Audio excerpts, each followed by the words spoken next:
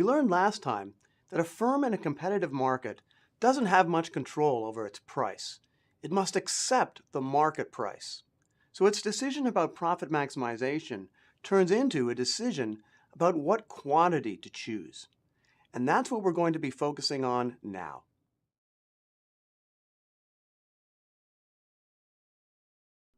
So what is profit? Profit is total revenue minus total cost. Total revenue is just price times the quantity sold. Total cost has two parts. First are the fixed costs. These are costs that do not vary with output. So for example, suppose you are the owner of this small oil well, and you have to pay rent for the land on which the oil well sits. Those rental costs, you have to pay them regardless of how much the oil well is producing. Every month you have to pay some rental cost. Whether you're producing 1 barrel of oil per month, 10 barrels of oil per month, 11 barrels of oil per month, it doesn't matter. You still have to pay the same rental costs.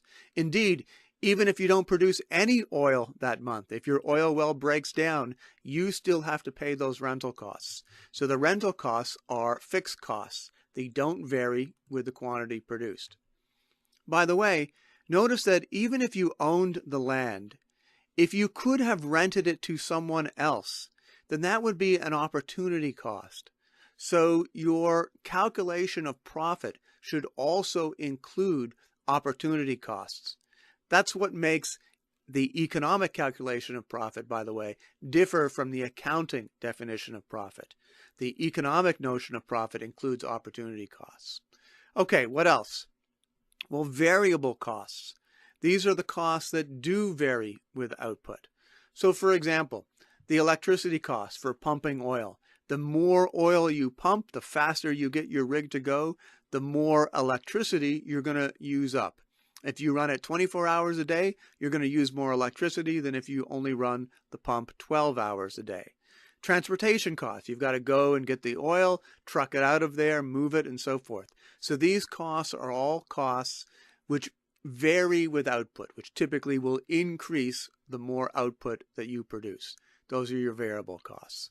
So just to summarize on costs, total cost is equal to your fixed costs plus your variable costs, and these depend upon output. Okay, so how do we maximize profit?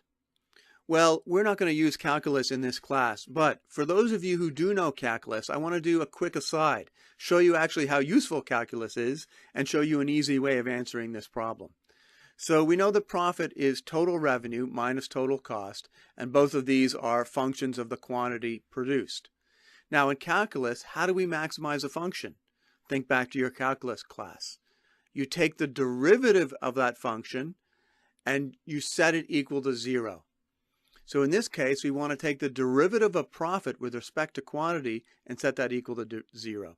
So the derivative of profit with respect to quantity, that's just the derivative of total revenue with respect to quantity minus the derivative of total cost with respect to quantity. Now in economics, we have special names for these two derivatives. The derivative of total revenue with respect to quantity is simply called marginal revenue. And the derivative of total cost with respect to quantity is called marginal cost. So we want to find the quantity such that marginal revenue minus marginal cost is 0, or in other words, we want to find the quantity such that marginal revenue is equal to marginal cost. In other words, the quantity which maximizes profit is the one where marginal revenue is equal to marginal cost. Now, I'm about to give you a more intuitive explanation, especially for those of you who don't yet know calculus.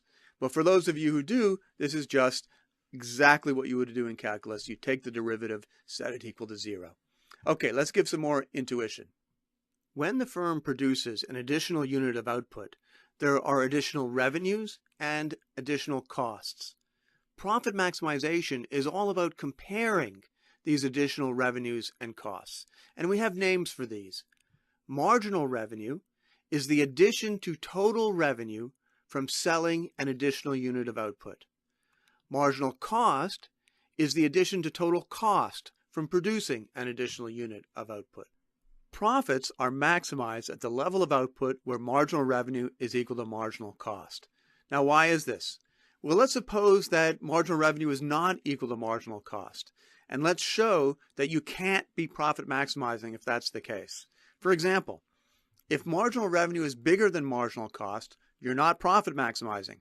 Producing more will add to your profit. Why?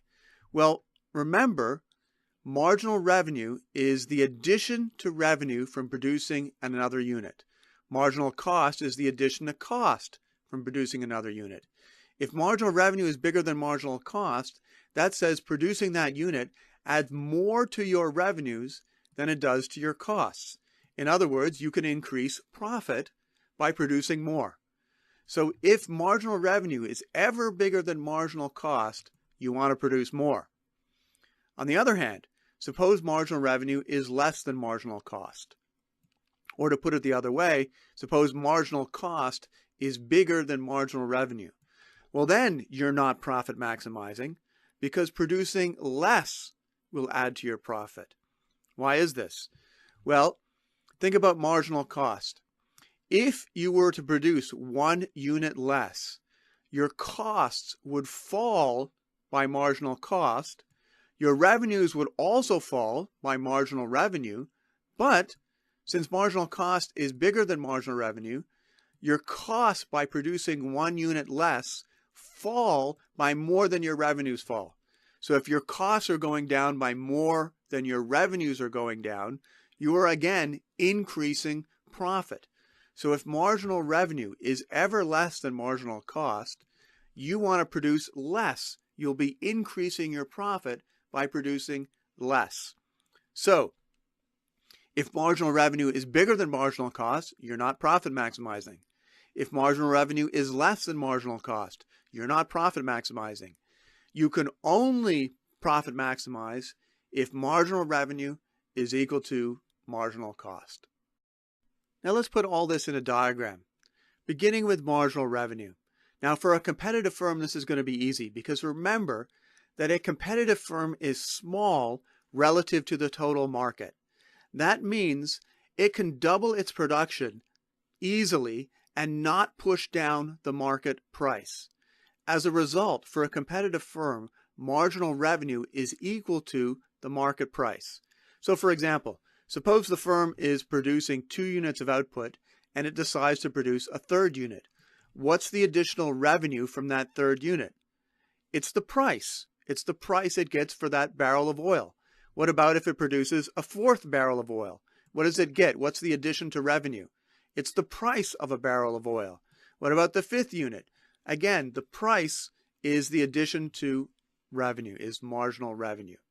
So marginal revenue for a competitive firm is equal to the price, and it's flat. It doesn't change when the firm changes its output because the firm is small relative to the market. Now what about marginal cost? Well, a typical shape of a marginal cost curve would be upward sloping like this. Again, think about our stripper oil well.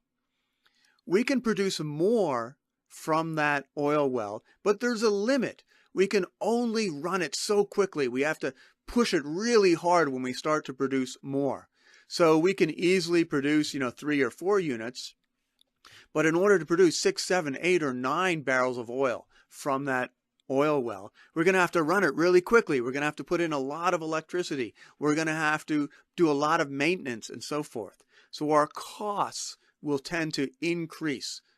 We can't produce an unlimited amount of oil at the same cost from this oil well. Our costs are going to go up. We're going to rise. Our additional costs are going to rise the more we want to produce from that oil well. So this is a typical shape of a marginal cost curve. Now, where's profit maximization? Well, profit is maximized where marginal revenue is equal to marginal cost. In this case, for a competitive firm, marginal revenue is equal to price. So profit is maximized where price is equal to marginal cost, or at this point right here. Now let's think about that intuitively.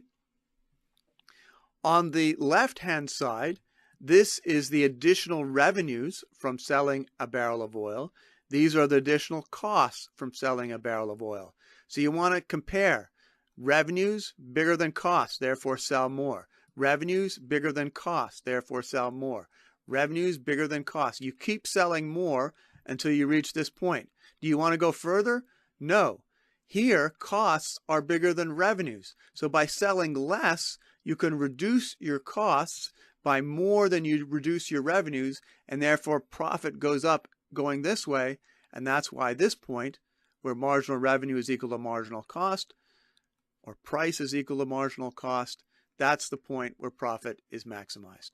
Now remember, way back in the first talk, we wanted to explain a firm's behavior. So let's look at how maximizing profit explains the firm's behavior.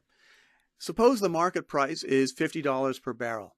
Well then, in order to maximize profit, the firm chooses the quantity, in this case about 8 barrels of oil, such that marginal revenue is equal to marginal cost, bearing in mind that for the competitive firm, marginal revenue is equal to price. So to profit maximize, the firm produces a quantity of about 8 barrels of oil. Now suppose that the market price goes up to $100. Now, in order to profit maximize, the firm increases its production along its marginal cost curve, keeping this relationship the same. So price is still equal to marginal cost.